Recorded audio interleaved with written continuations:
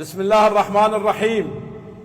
الحمد لله رب العالمين، والصلاة والسلام على أشرف الأنبياء والمرسلين أبو القاسم محمد وعلى آله الطيبين الطاهرين.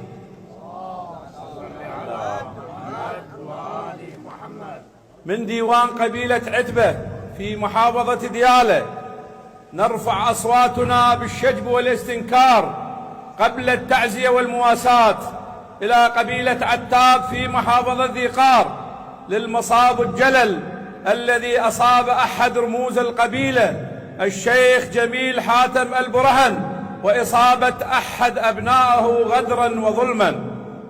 ونحن أبناء قبيلة عتبة في محافظة ديالى رهن الإشارة ويد بيد مع أبناء عمومتنا قبيلة عتاب لأجل ردع من تسول له نفسه بالتجاوز والاعتداء على أحد رموزها.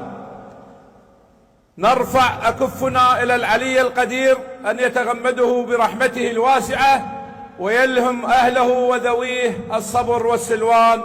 إنا لله وإنا إليه راجعون. الشيخ عبد الحسن مجيد هندي رئيس قبيلة عتبة في محافظة ديالى.